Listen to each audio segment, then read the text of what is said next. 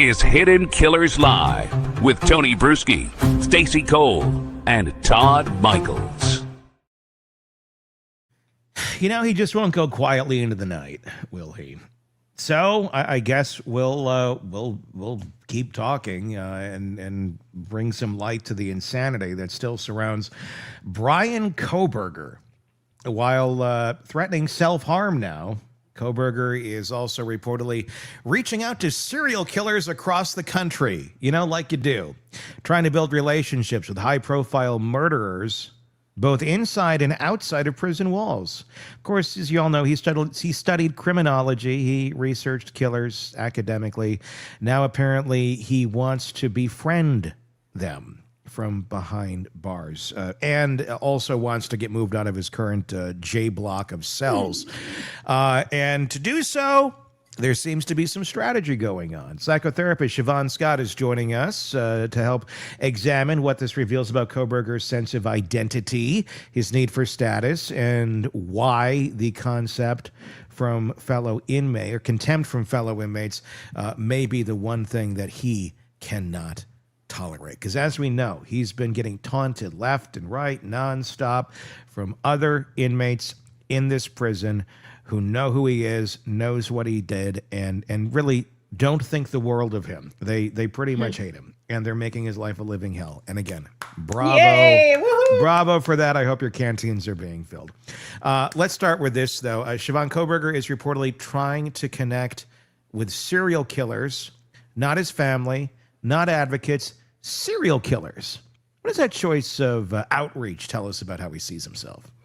I think he sees himself as this apex predator, and there's this strange kind of psychology with serial killers that they think they're so much smarter than everyone else. Of course, the ones we're all talking about now have gotten caught and convicted and incarcerated, so that can certainly be questioned.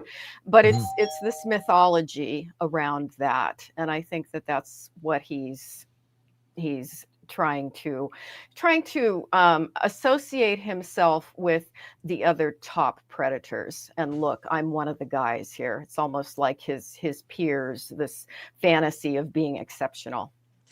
This is your book, The Minds of Mass Killers, Understanding and Interpreting the Pathway to Violence. How common is this amongst high-profile serial killers? Is there like a pen pal club that goes on behind bars that we're unaware of? Do they reach out to each other? Does it matter, you know, if they're a certain high-profile status or not? What do we know about this? I don't think we know. I have never read any data that anybody has tried to track how many serial killers try to connect with other serial killers. It doesn't surprise me that it happens, and there may be times that the rules of the institution that they're in forbid that from happening. But yeah, with this need to be exceptional that Kohberger has always had, that he's, you know, smarter than everyone, it doesn't surprise me that he would do that. It surprises me that there's not some sort of mechanism at the prison to actually stop him from contacting these people. I understand he's got some rights to reach out, but to me, it seems a little suspect. It doesn't sit right that he's reaching out to serial killers. Yeah, I think it probably depends on the institution, and there may be some where it is not permitted and others where it is. I'm not sure. Yeah, it's fascinating when you think about it, because, you know, like attracts like to a certain extent, and there's not a lot of people in this club. I know somebody just said he's not technically a serial killer. He killed 4 people. I mean, yeah, I don't know. I mean, I've heard it argued both ways, quite honestly. Shavaun, do you know what the answer to that question? Is there a technical answer to the question? Is he a serial killer? He killed 4 people. Does that make him a serial killer, or does he have to kill somebody else outside of that one group? Yeah, you can say, you know, if we're going to go into technicalities, he committed a spree killing. It was all in one place at one time, but it was the MO of someone who would go on to repeat the pattern. So I think you can say in that sense, he's in essence a serial killer by design, even though he didn't be. And I think a lot of times now there are people, we say, why have the numbers of serial killers gone down? I think there are still people who would would like to do that, but we catch them sooner because of Yeah. DNA. So people don't get the opportunities that they had back in the 60s, 70s, and 80s to go on and continue the pattern. The good old days. No, you can't. It's amazing. I was watching a video of his car doing surveillance in that area on King Road, and the amount of cameras, how many times we as humans are basically videoed in our daily lives. I mean, think about it. You drive past somebody's house, you go to a mailbox, you go to a store, you're getting gas, you're at the grocery store. You are being filmed 24/7. The minute you walk outside of your home, somebody is tracking you. So, you know, maybe they're just a little more hesitant that, yeah, we're going to get caught.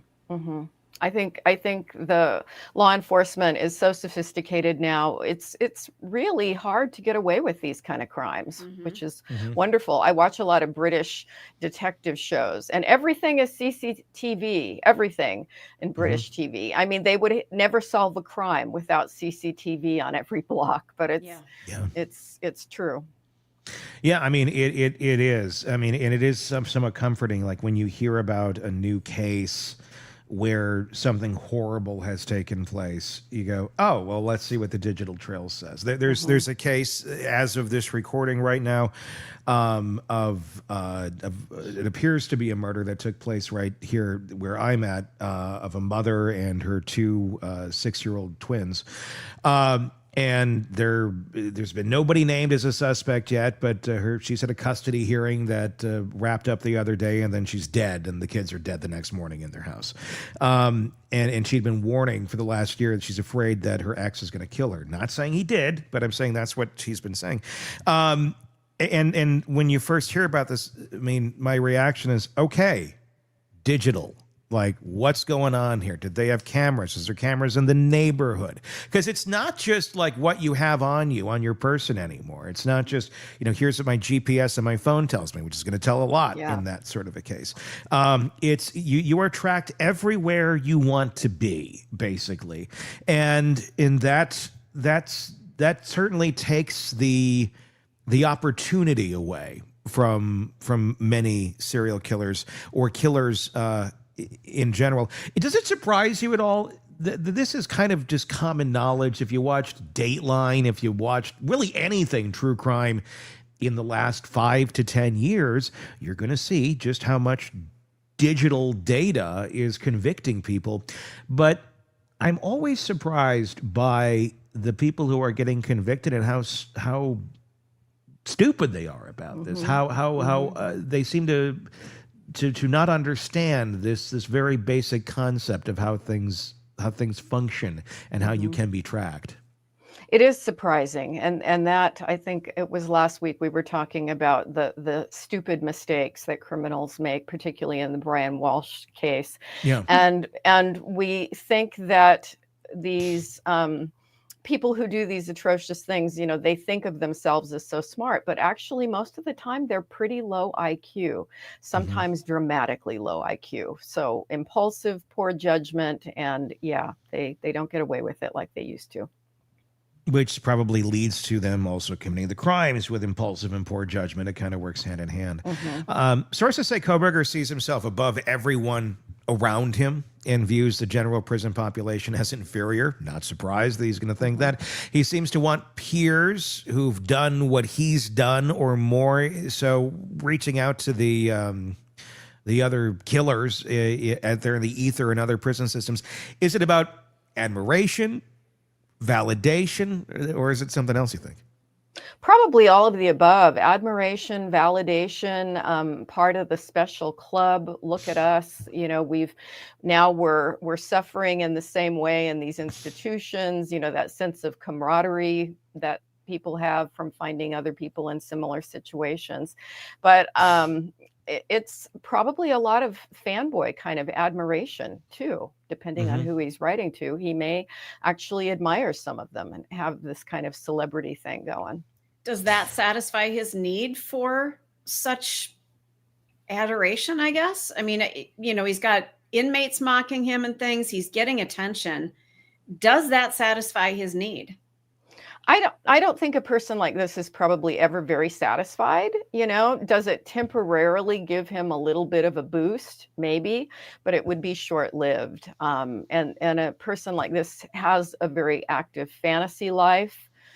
God knows we don't want to know what all his fantasies are, but we know he has an active fantasy life. And so he may take attention from somebody that he sees as, a notorious serial killer who's got this elite status or whatever, and he may just replay that in his mind over and over, and it may give him a little bit of a mood boost.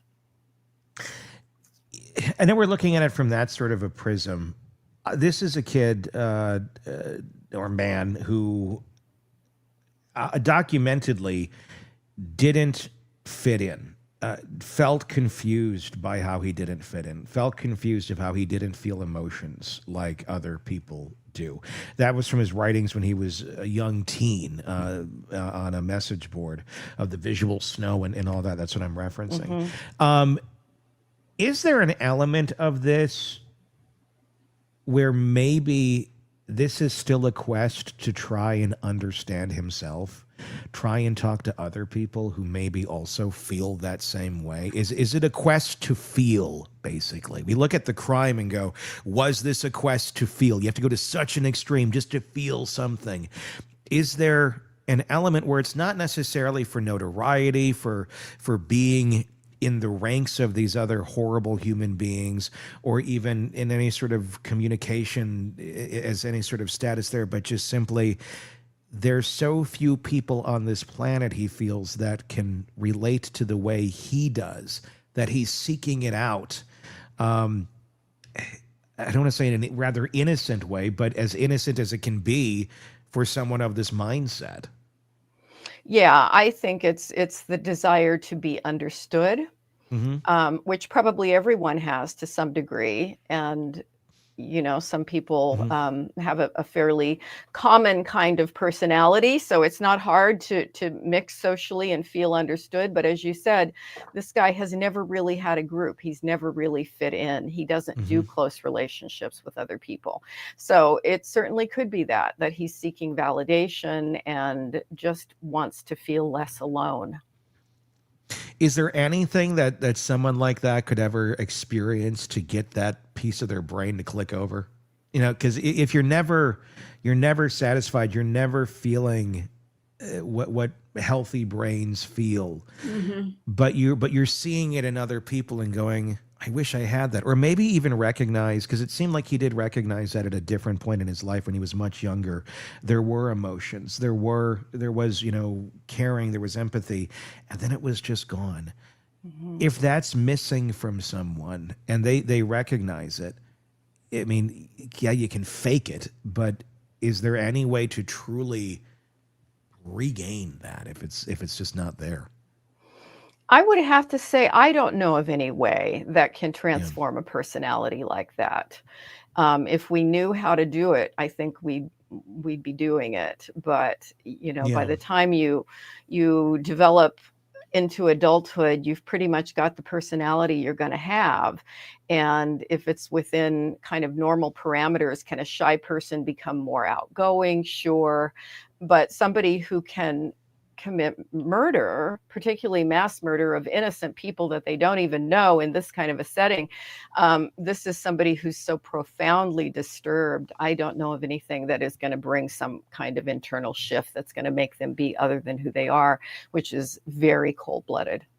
Gen Z said, I think Tony is right, that he has tried to feel something his whole life, but was basically ignored and brushed off because he was weird. And this was the only way in his mind to be seen. If people had treated him differently, and this is back to what Tony just basically asked you, could he have maybe stepped back and thought, yeah, I'm technically weird. People treat me as though I'm different, but I'm getting validation from people. I'm being seen as I am instead of having to change. I just wonder if that trajectory could have been a little bit different if he was actually feeling not so different, not like such an outcast, if something could have changed him in some way. I don't know. I guess that thought just kind of rubs me the wrong way because it almost feels like if we had just loved him better, he wouldn't have turned into a sadistic, sex criminal. Yeah. And I try to avoid going down that path. Sure. I don't see evidence that he was ever sexually tortured, that he was abused as a kid, that anybody, I mean, he might have been teased, but lots of kids are teased. I was Sure. teased as a Yeah. kid. You were Yep. probably teased. Yep. So I think we have to go back more to the brain, that he was born with a very different kind of brain. Yeah. And he certainly in teen years became very, very aggressive. And so to me, that speaks more of biology than psychology. And why some people go this way, I don't know that we're ever going to have it completely understood, but it's not always about abuse, or it wasn't always because they just weren't loved as kids. Is an accurate way of describing it, and here's how I have been describing it, so I hope it's accurate. You tell me, Shavaun. Where it's almost like sight or hearing or anything like that. If you're blind, you're blind. You're not going to be able to like wish yourself to think better or teach yourself to see better or hear better. If those are basically impairments that are below, where the average individual is. If it's low or not there, then it's not there.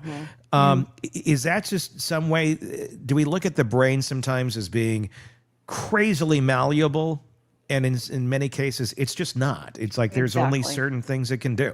Yeah, exactly. It comes with a lot of unique qualities that make us all different, but there are certain networks and certain parts of the brain, the amygdala specifically, the wiring for the empathy circuit. If it's not there, if it didn't come with it, there's really no way to put it in. And, we always talk about when you've got kids who seem to be low on empathy, what can you do?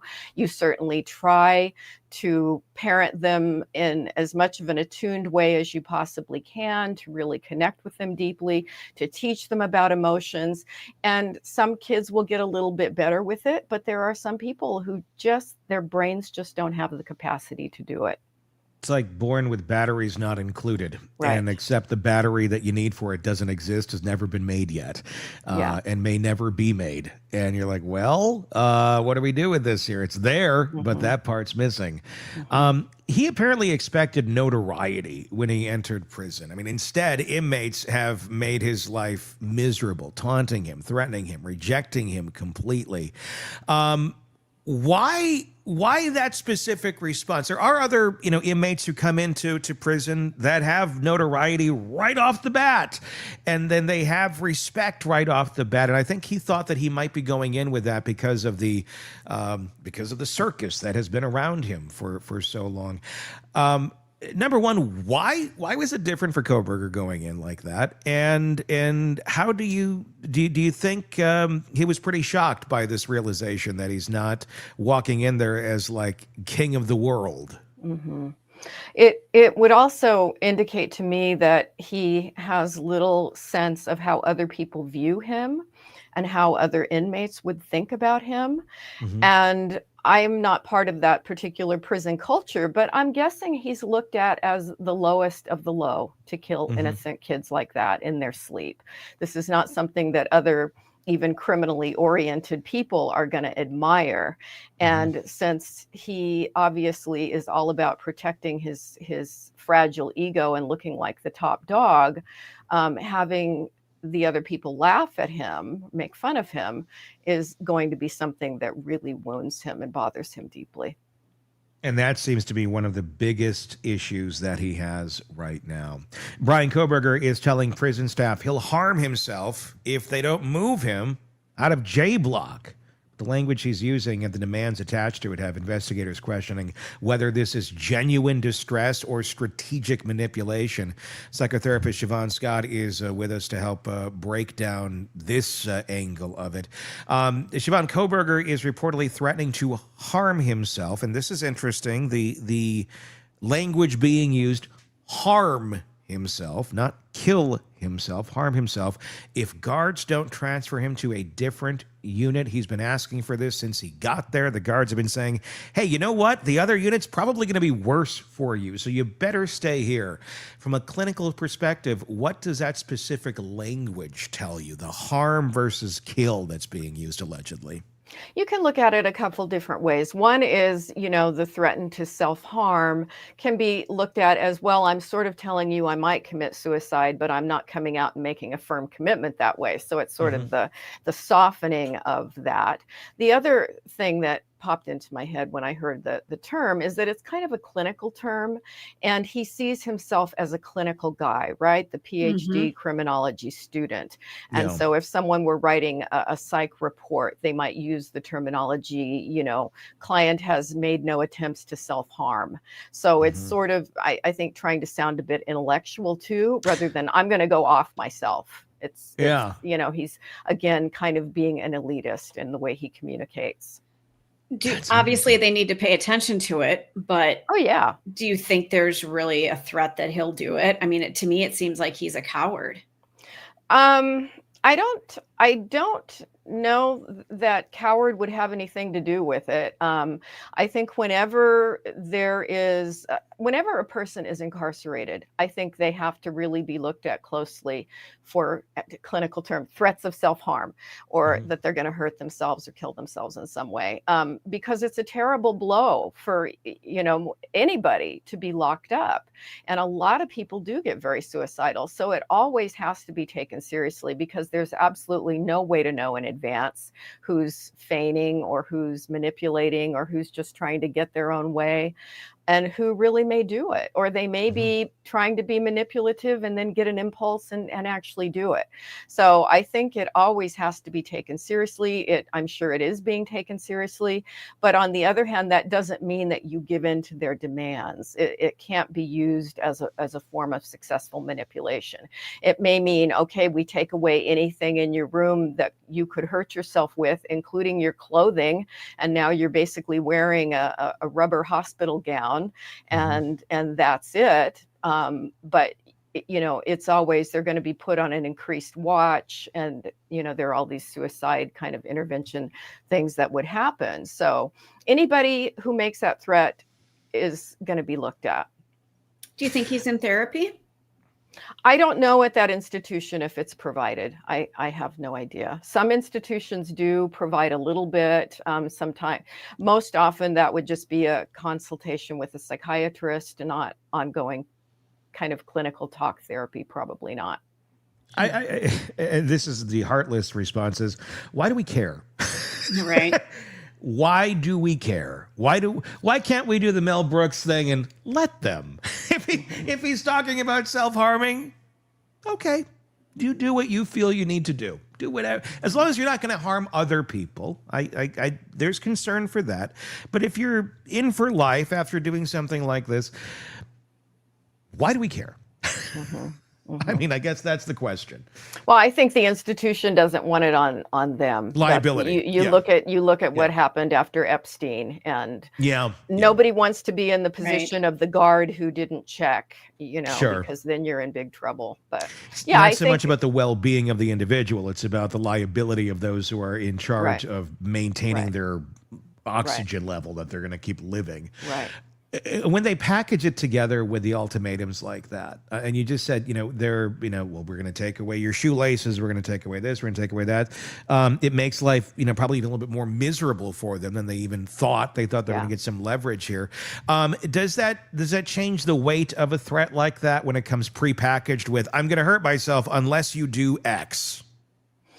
I don't think it changes the weight of the threat. I think whenever there's an indication that somebody may be thinking of suicide or self-harm, you do the same procedure no matter what. But it doesn't mean that you give in to the demands being made. It doesn't mean you move them just because they want to be moved, or you give them the better movies or the computer or the whatever that they want because they're going to hurt themselves if they don't get it. It's like you don't give in to the demands. You just continue the program, but you make it so that they can't do that, so they can't hurt themselves. What kind of disconnect do you think is going on here in his brain with where he is at? I mean, he's filing complaints because it's like the wrong type of banana that he's getting. He doesn't like the bananas. Like, be happy you're getting a banana in general and not just some sort of slop on a plate. That to me, it makes you wonder, like, what's going on back there? Does he really think he has these rights and these privileges and that he's entitled to this or that? Or is this just the world be damned at this point? It doesn't matter what people say or think. The more ruckus I make, the more attention I'm going to get. Or is it even from that perspective? On the outside, we're looking at this going, he's sure playing the system. He's getting all this attention because people are still talking about him. You think that's the goal? Or is this really infantile? Is this him just really acting like a toddler having a tantrum? The toddler's not necessarily thinking, oh, all these people are going to be talking about me. They're just, my needs, me, want, me, need. I think that the demands for special bananas or food or other kinds of things, I think that probably a couple things going on. One is his need to have some control in his life. And obviously control has been stripped away from him, other than he controls the fantasies that go on in his head and apparently the people he can write letters to. But by filing complaints or grievances all the time, it's like a desperate urge. I've got to have some control. I've got to have some control. And does it ever pay off? I don't know if he's getting his needs met in that way. But the other thing that popped into my head is this is a guy with OCD and had extreme requirements about what he would eat and how food was prepared. And OCD is a pretty tormenting kind of brain to have. And so I would imagine that has got to be pretty miserable when he's having to take the food that he's given and it's not quite right. So he may just be spinning out about that a lot of times and filing complaint after complaint. Again, I don't want to sound like I'm defending him, but on a humanitarian level, God, I hate even saying this, but we don't want him to go crazy. I mean, yes, we do. I mean, but if he has OCD and this is like something that's making him, not quite right in the head, like it's just becoming an issue. Don't we owe it to other humans to make them, I can't even say the words. Do you know where I'm going? Like, I mean, if he's bouncing off the walls because things aren't right, his shoes aren't lined up properly or whatever, and the OCD is just getting worse and worse, there needs to be some sort of remedy for that, whether it's medication or therapy or that kind of thing. I would think he'd be medicated at this point. I nod my head at medication, and okay. I don't know if that is being done. It is very commonly done in prisons. Most people in prison are on antidepressants. I can't say most. Prisons, I have had contact with psychiatrists who work there. They said they had lots and lots of their people on antidepressants. Sure. So I can't speak to this specific institution. I don't know, but it would not surprise me. So does it ever wear down someone, like this? I mean, I know obviously OCD, there's medications, there's all that. And, it's a very real disorder that people have. But if you are constantly met with, you have zero control of your life day to day, nothing is ever getting into the control category that you want it to be. After years, does it ever tamper down? Does that individual's brain ever get it of like this is never going to happen, so stop going crazy about it? Or does it escalate? Does it get worse? What happens when there really is no solution? Let's take medication out of it for a moment. Do they ever adjust? I think it's possible over time that those kind of symptoms may actually diminish if it's not getting anywhere. In other words, if you complain 700 times about the wrong kind of banana, but you keep getting the same kind of banana over and over and over, then you may be able to flip the switch off that and move on to some other kind of fixation. You may start complaining about the water, or who knows. But yeah, it could. I think what you don't want to do, even with OCD, you don't want to cater to it. You don't want to say, oh, you didn't like this, so we're going to give you that. Well, now you don't like that, so we're going to give you that. That intensifies it. That makes it worse. So you don't you don't want to take it in that direction. To keep giving options to them. Stacy, what else are you Right. seeing in the comments? Lots of talk about what a job it would be to be a prison psychiatrist. I absolutely agree. I actually know a few, and they like it. They like the work. It's going to be fascinating. It's well, and even then they say the problems are so obvious. It's nice and clear, and you know exactly what medications you can do, and there's a lot of containment. I mean, it's very predictable, and they get paid really well. I've never been working in an institution in that setting, so but I know they make a lot of money and they seem to like it. So. Gen Z says he knows that if they don't pay attention to his threats, that his family can come after the prison system. I imagine that's something that he learned along the way in his schooling about how the prison system works. I mean, I don't know specifically what he studied, but I imagine he should be somewhat familiar with this part of criminality. I guess what can the family do? I mean, my son is saying that he's not getting this and he's threatening to hurt himself if he doesn't get a better banana, or people are taunting him. Yeah, go pound I imagine though, if sand. he does unalive himself, they would be able to go after. Well, Would maybe they? not. I don't know. I don't know. Is that ever a thing? I would think that they could certainly try. I don't know that they'd have any success with it. Try, yeah. They could try. Yeah, it'd be interesting. When you have people that are, I mean, is there a profile of individuals who weaponize self-harm threats for control?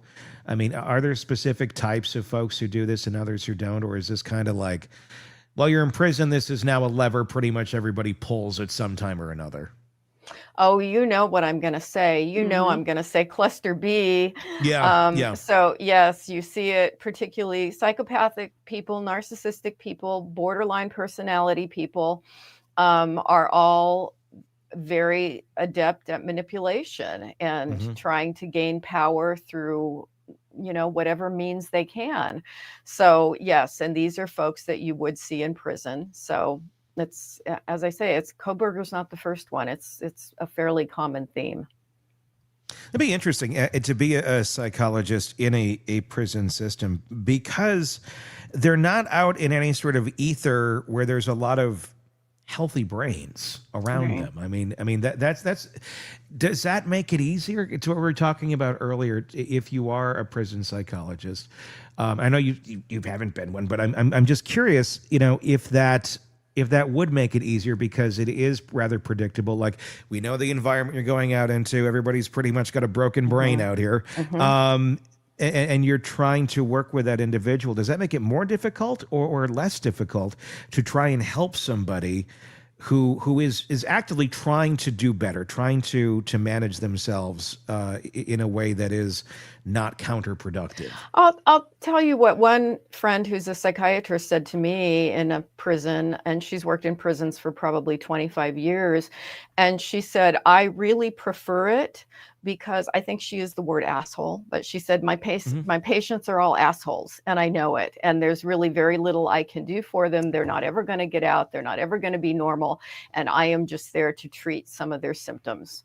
And so it's a very clear job in that way. So she's not going at home at night worrying about this family, dealing with more mundane problems, but maybe you have a suicidal teenager or you've got, domestic violence in the home. It's not messy like that. It's like, the guys are in these little cells and this is what I'm doing for them. And then at the end of the day, I'm done. And so it's a cleaner job for somebody that doesn't really want to do therapy. And they're not there because they think that this is going to transform anybody, because it's just not. That's a good way to look at it. That's how she survives it. It's more of a 9 to 5. It's it's a 9 to 5. You show up, you do your job, you check the med status. Is somebody having a side effect? You need to change it. Okay, you change it. But there's no real deep human connecting going on, because it's just not the environment where that happens. Interesting. That's a very interesting way of looking at it. Very fascinating. Let's move on to another story here. 18-year-old Anna Kempner died on a cruise ship. Her 16-year-old stepbrother is the suspect. In the months since, we've heard from grandparents saying, everyone got along great. Parents describing three teenagers as the three amigos. But then you've got the ex-boyfriend, the other stepbrother, people who were actually in that house day to day, who were actually of that age, describing something very different: aggression, tension, a dynamic the adults either didn't see or didn't want to see. So who's telling the truth? Psychotherapist Shavaun Scott is here to help us understand what is really going on and why kids often see family dynamics in a very different way than the adults around them. And that's a very interesting thing in this case, because you really have three different perspectives being pushed out there right now. We saw the grandparents and they're, oh, everybody gets along. We don't say step grandkid, where everybody's equal. Very rosy picture. I don't fault them. Their grandparents are seeing it through their prism. And then you have the parents who we're seeing in a custody hearing. This is how we're getting so much information, is this custody hearing, saying, oh, they were the three amigos. They all got along great. Well, who picked the room arrangements for the kids? Well, that was our travel agent. They didn't allegedly necessarily talk to the kids, but they said that they did offer. They did say, hey, if you don't want to stay in here, you can go stay with grandma and grandpa in their room. Or they did offer other options. So that apparently did exist, but not a lot of consulting on who's all going to be jammed into the same room together. And then you got the kids. Obviously, Anna's dead, but you have her ex-boyfriend who very publicly stated in a parking lot one day that there was allegations that the 16-year-old, during a FaceTime call, this is according to him, came up, basically mounted Anna, and then got freaked out when he realized that she was on a FaceTime call and had fallen asleep and got the hell out of that room. Warned the parents, said, hey, there's something up here. Lots of people saying that Anna said that there was not a good relationship there, that she felt threatened, that there was something going on. But you seem to have this, obliviousness going on with the adults. From a psychological standpoint, why might the kids have a more accurate read on the family dynamics than the parents or the grandparents in this situation, Shavaun? The feeling I had listening to all the things that the grandparents and parents has said, it was just kind of this idealized story, right? And that's kind of a defense mechanism. Oh, what a great, happy, blended family we have. Well, we know if you've ever lived in a blended family or been around people who had kids from different marriages trying to make everybody fit together, it's often rocky. It's not smooth. You can't say everybody's just getting along great. This is working wonderfully much of the time. And particularly in this case with this outcome, I mean, it really rings hollow that these parents just weren't very attuned. And were they really aware at all of what was really happening, or how much was just denial? They didn't want to be aware because they are presenting this idealized story. And the grandparents can love kids a whole lot, but it's only a sliver. They only see a slice of their lives. And whereas Anna's boyfriend or other friends would probably be much more aware of what her real feelings were. Yeah. I agree. I mean, you just think of your own dynamics and your own families, depending on how your family dynamics are, even in the best of scenarios where you have really tight relationships with grandparents, a lot of situations, they see them on the holidays, that sort of stuff. Some far more, even day to day, even if you're seeing grandma and grandpa several times a week. And I don't know if that was going on here or not. They're only going to see so much. They're only going to understand so much. And same with parents too. You're only going to see so much. You're only going to understand so much, especially once the kid gets to have their own autonomy, once they get to be a teenager. I mean, I can say that in my own world, having a teenage daughter now. Did I know a lot more about her when she was younger? Yes, I was there because I had to be for everything. And now she's, venturing out into life a little bit more, making her own friends. She's got her own stuff. I don't know every damn detail because you can't, because that's how humans are. They branch off, they do their own thing. So I know there's a lot of wanting to find the boogeyman here, beyond just the 16-year-old, if in fact he did this, and that's still an if as of right now. But I don't know how deep one can go into the family dynamics and really find the boogeyman. Can you look at this and go and say, did they make the best choices? Maybe not. Were they the most attuned parents in the world? Probably not. Every parent, I think, thinks they could do more. I don't know that these people really ever thought that thought. I have no idea. But at the end of the day, something horrible happened here. But was there really, truly a way to have foreseen or prevented this from happening? I don't know the answer to that. Yeah. Yeah, I think we don't have enough information. And I was even thinking that it was possible as the story was breaking, that she died of an overdose. Yeah. And then they came in and, whether it was the stepbrother or whomever, somebody just hid the body. And so we don't really have enough of the detail yet to know exactly what went on and at what point did people know that something was off. And yeah, I mean, the most obvious thing for me looking at it now is that a 18-year-old girl should not have been sharing a room with another adolescent male. That's just a really bad idea. But well, and can we talk about, first of all, I want to mention something in the comments. Mary Elizabeth Butler, I'm reading my notes, so that's what I'm looking at. I'm not trying to be scary or creep anybody out, but my notes are right here on a big screen. So I just want to point that out. But can we talk about roughhousing in amongst siblings? Sure. At what point does a chokehold, kids wrestle, boys wrestle. I think it's a little odd for a male and a female to wrestle, but are those normal dynamics in a family? I remember my brothers just beating the crap out of each other. I think it's a problem. I had 3 kids. They never roughhoused. They just didn't.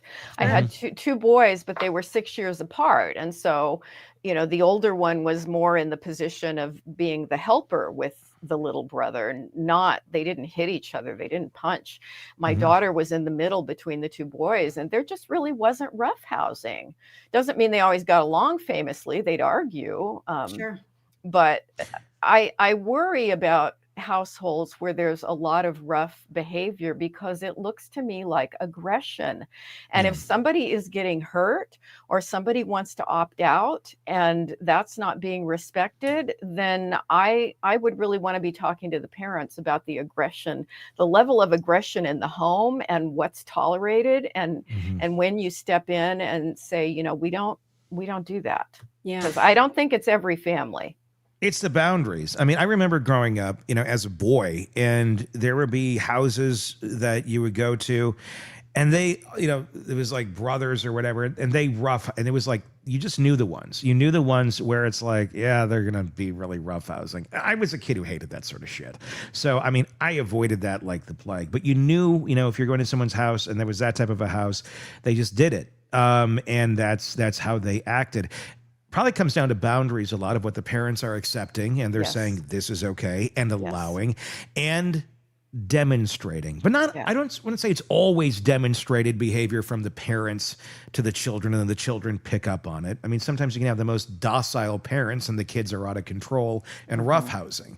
But sometimes it is demonstrated. What does it tell you about in this case where you have the 18-year-old stepson of wife number 3, who's testified in the family court proceedings that at one point, Anna's dad put him in a chokehold when he didn't want to go back for a visit with them. This is an adult putting a teenager. I'm assuming he's 18 now. I'm assuming he was somewhere probably 16, 17. That's my speculation in terms of age. But somewhere around there. Still pretty, borderline adults. Having an adult do this to a child to restrain them. I mean, unless it's like grave danger, like, stop, don't go in front of this train. And even then I could think of 50 other ways to restrain someone other than a chokehold. But the fact that this was demonstrated that way, and he's bringing it up in court in a custody hearing of why this is not a great household to be living in. And then you actually have the the younger sibling of this 18-year-old being looked at as a suspect right now in the murder of Anna Kempner. That I don't know, that stands out to me. That seems like a weird one to be like testifying about in court if it doesn't matter. Yeah. Yeah, any kind of aggression, physical aggression like that really bothers me in a family. It just shouldn't be happening. And if it did indeed happen that way, that a chokehold was used on a minor, I mean on anybody, but especially on your minor kid, right? Or a kid you're responsible for. Yeah. You just don't behave that way. And there's something off. So yeah, looking at boundaries, at parenting styles, at level of aggression between family members, it's a lot of red flags. What do you do if you see something of that nature? If you've got a family, that this is how they interact with each other. They put each other in chokeholds. They're grabbing each other. To me, this is just, you're heading down a path that isn't going to end well. You walk out and you go to Target. Yeah, pretty much. But I mean, yeah, seriously, like, what do you do to that? Well, it's not like here's the formula for what you do. No. But you what is you have people who are not in control of their emotions. You have people who don't know how to set boundaries. And so you have to, are they drinkers? I mean, a lot of time, I'm just saying things that I would typically find in a home where you have a level of violence and chaos like that. You often find substance abuse, so it would be a multi-pronged treatment plan with looking at a lot of areas of intervening in a lot of different ways based upon what you find when you start digging under the surface of why are people behaving like this. So it would be a big job, and don't refer them to me. I don't want to have to deal with them. I'm too old and tired. But how much of a generational problem is this where, because I mean, it does seem to be, and I don't know what's going on here, but just speaking from life experience, the families who seem to, have these sort of issues, it kind of is like, well, how did they grow up? Oh, the next one did the same thing too. And the next one did the same thing too. And the next one did the same thing too. And then if you ever question them about it, like, why are you doing that? It's like, well, it's, it made me tough. There's usually some sort of excuse that goes back to childhood of how they endured it. And now, they're just teaching their youngins the same way of doing things.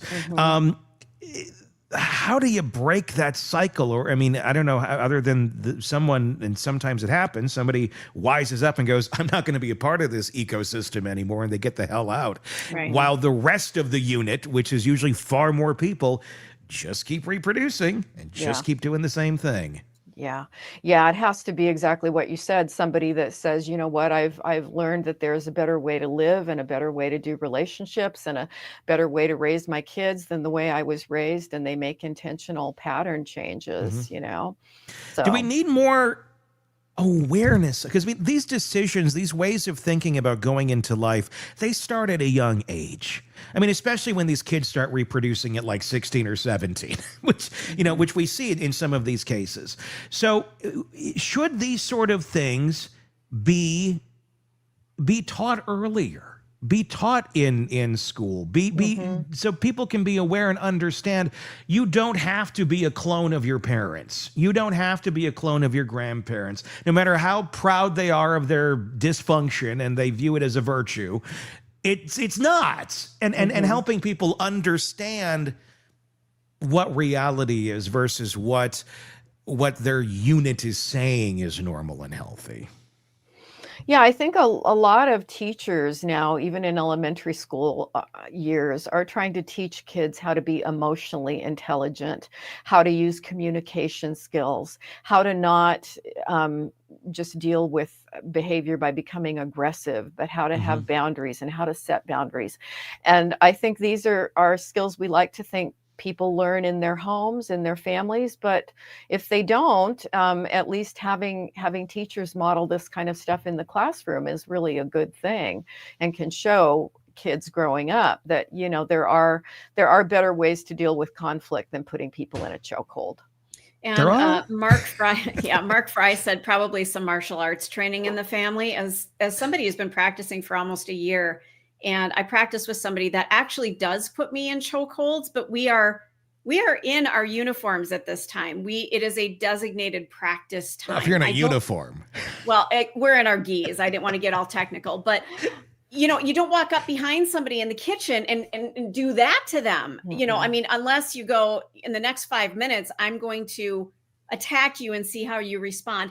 There is a time and a place for that training. And I think somebody who is in martial arts understands that if you are training with somebody, you designate those times. You don't just walk up behind somebody and place them in a chokehold and scare the living crap out of them. That's not a good dynamic. There needs to be this actual boundary of, now we're going to do these things. I'm going to grab your wrist and bruise you, which I had bruises last week. I mean, that's like it's done in a way that's controlled. Exactly, and respectful. And you can tap out when it's hurting you, and I'm not going to kill you, Is that an interest? I mean, that's not. I mean, that'd be an interesting thing. I mean, I'm wondering if you have a parent that's hearing this or watching this, that has maybe a 2-parent household and one parent is very aggressive, and then you have the other that's not at all, and you're trying to find a way to direct this energy, this aggression that this child has, in a positive way, and you can't just like reason it out of them. I would think that martial arts in some way, shape, or form would not be a bad way of teaching discipline, number one, but then also allowing a window for that sort of energy to be expelled. I guess it depends on the martial arts studio and the people teaching it, because going back to the Karate Kid, right? You can have you can have the benevolent people involved in it, and then you can have people who are just overly aggressive. True. Just depends. Misuse it. Mm-hmm. There's a lot of great studios out there. And I have seen where people with a lot of that energy, this is where they channel it. So Tony, that was a really great point. I mean, that's exactly what needs to happen. If you find a studio that they are encouraging you to beat people up, that's not where you want to be. Well, unless that's your thing, I guess. Wax on, wax off. Bravo, Todd. No mercy. I like the little headline that we had there. All right. That's going to wrap up this conversation. As always, Shavaun Scott, thank you so much for coming on and giving us your insight. Nightbird is her memoir. It's available right now wherever books are sold. Stuff it in someone's stocking and don't tell them. And then Christmas morning, they'll wake up, and then you can tell them. And The Minds of Mass Killers, also available wherever books are sold. Very fascinating reads. And if you're listening to the show, you hear us every week, you will definitely find value in those. Until next time, for Stacy, Todd, and Shavaun, I'm Tony Brueski. We'll talk again real soon. Want more on this case and others? Then press subscribe now and don't miss a moment of true crime coverage from Tony Brueski and the Hidden Killers podcast.